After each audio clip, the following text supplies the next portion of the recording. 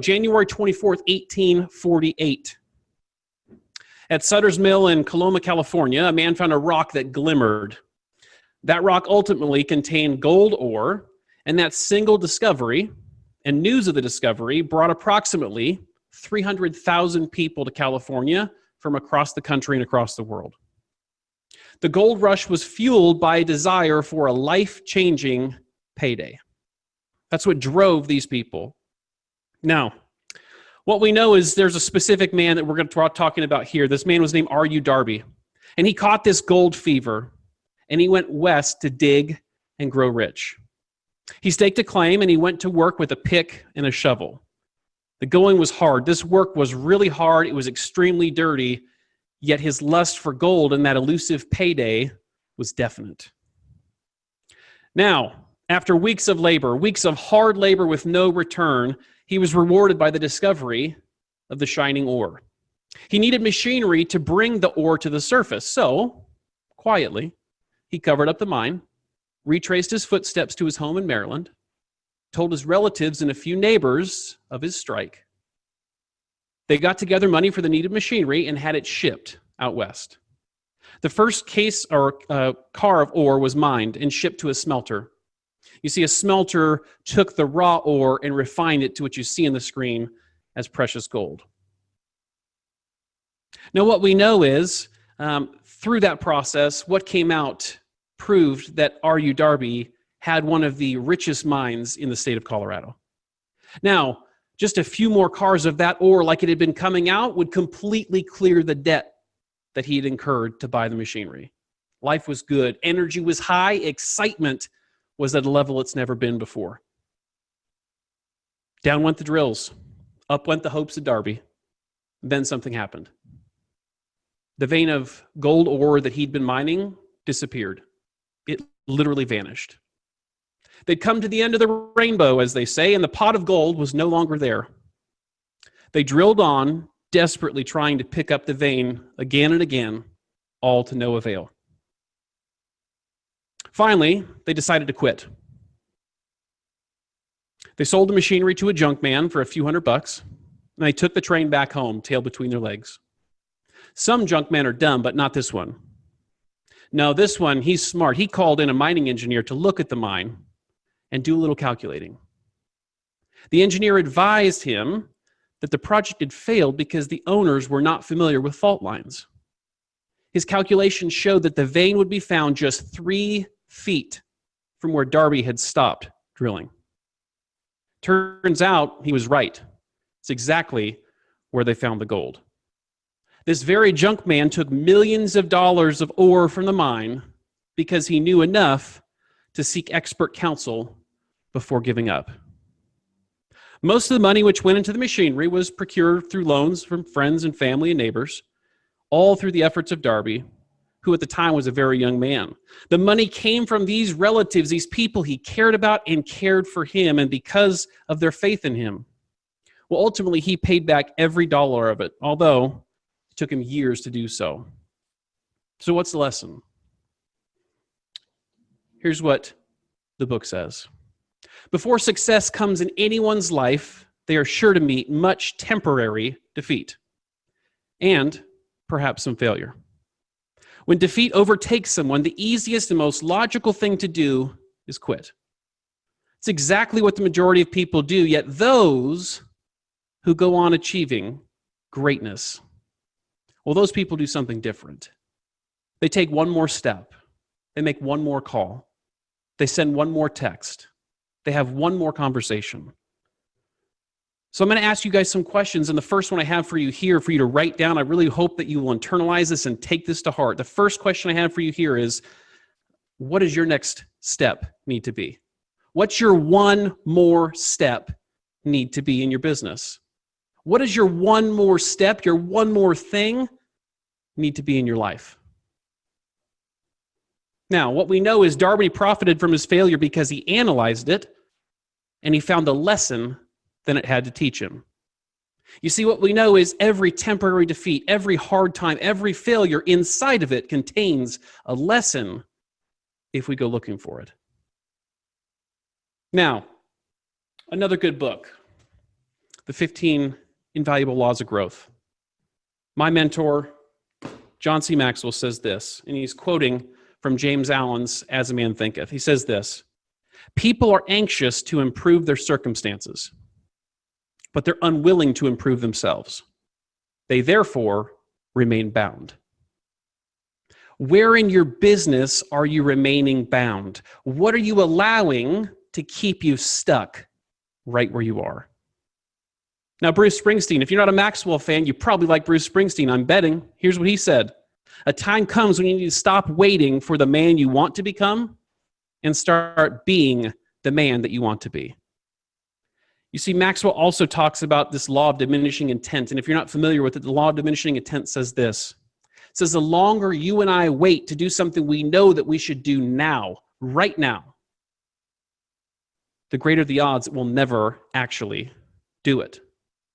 So my question here for you is, what have you been putting off doing? What is it that you need to do right now that would have the biggest impact in your business? Now, guys, the reason I bring this up is this. We talk at United Home Group about 100 contacts. Now, for some of you, when I say the number 100 contacts, your drunk monkey is screaming on your shoulder, and that's okay. That's totally fine. Here's what I know. I don't care about 100 contacts. I don't care. What I care about is you building your business. What I care about is you making the money you want to make. What I care about is you finding the success that you were striving to find when you got into this business. And what I know is for a lot of you, the amount of contacts you're making right now, it's not cutting it. So if you want to fight me on the 100, that's fine. But here's what I want to challenge you with. I want to challenge you next week to double whatever your contacts were this week, because what keeps me up at night, because I look at these numbers, what I know is that what most of you are doing right now is not working. What most of you are doing right now is not getting you the results that you desire to have.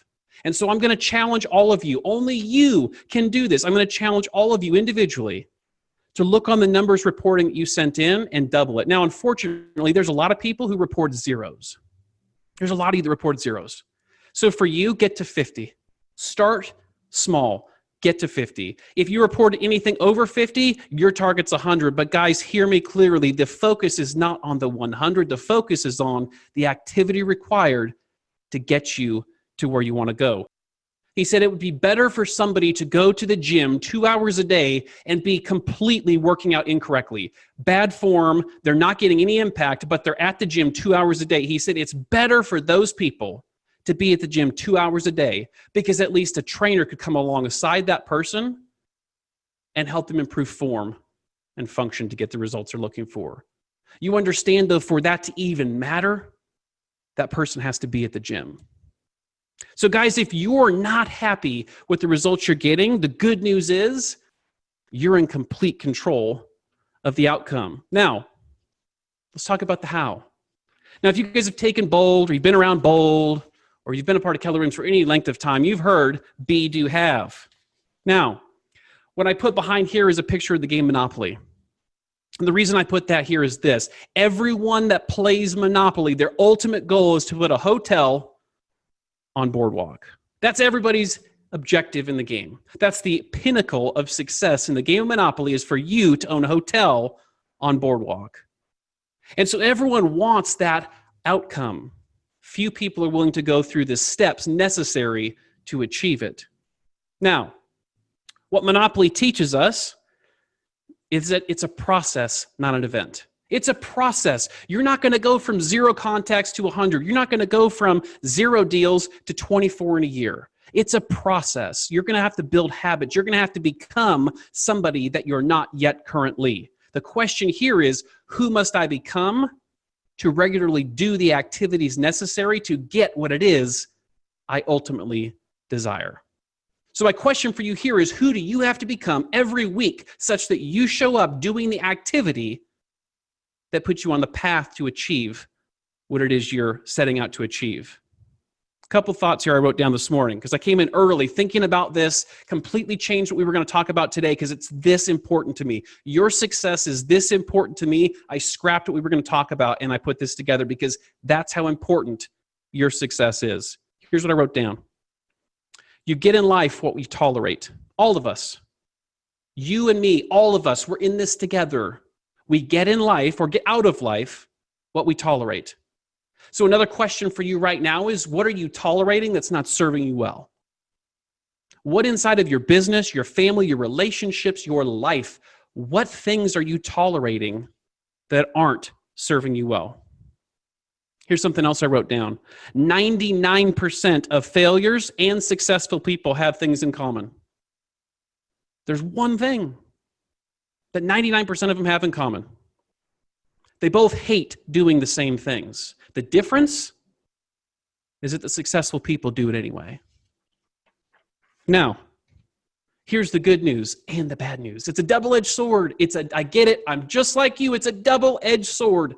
It's great news on one hand, and it makes you go, on the other, because you are ultimately responsible for what you do. It's not your coach. It's not your RD. It's not the hub. It's not UHG. It's not Keller Williams. It's not anybody else other than you. Now, here's what I know. Change only happens when I am in control and I take responsibility. You understand that change will never happen.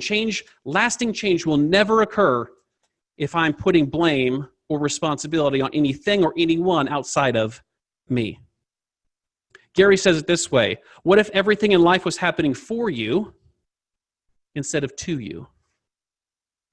Now, in order to do that, we have to raise our standards. And so again, I'm not saying if you reported a 0, take it to 100, because that's probably not going to happen in a week. It could. The bigger picture here is we need to raise our standards. And you understand this 100 contacts thing is just one example, guys. If it's showing up there in your life, I guarantee you it's showing up other places as well. Here's what we know about standards. Robin Sharma, great guy, great author. If you haven't read his stuff, you should. Here's what he says: your success reveals your standards. Your success reveals your standards. So if you're incredibly successful and you are loving your results, guess what? You have high standards. Chances are you have incredibly high standards. And if you're not loving your outcome, if you're not loving the results, if you're not achieving what it is you set out to achieve, what you know in your heart of hearts that you're capable of achieving, well, then your standards are probably too low. Now, the way we make that is through change. The way we change that starts up here. And there's 3 main ways. I'd have you write these down. If you're committed to making change in your business and your life, there's 3 things that are required for change to be long-lasting and effective. The first is how you think. The first thing you need to tackle is how you think. If you want to make change in any area of your life, you first have to look at how you think. Number 2, the actions you choose to take. And you can even put in parentheses there, or not take. You understand that not doing something is a decision just as well as doing something. Not making contacts or settling for less than you're capable of is deciding that you're choosing failure. It's a decision point. You're not a victim, neither am I. So the second thing we look at when we want to actually make change is the actions that we choose to take. The third, it's the environment that we choose to put ourselves in. Guys, Jim Rohn says it this way: you be the sum of the 5 people that you spend the most time with. Now, for a lot of us, we need to do that audit on a regular basis. Who are we allowing to speak into our life? Who are we allowing to dictate our future? Because whether you like it or not, when you look around you, the people you spend the most time with are probably very similar to you in mindset, income, and outlook. Who are you choosing to spend time with? Who are you choosing to associate with? And who are you allowing into your circle? The good news is you're in complete control. We are in one of the single best real estate markets in the history of the United States of America. If your results don't match that, then we need to really look inward and look where we need to change. If you're not getting the results you're looking for in one of the best markets of all time, the first person we need to look at is ourselves. We need to go inward and decide, what do we need to change?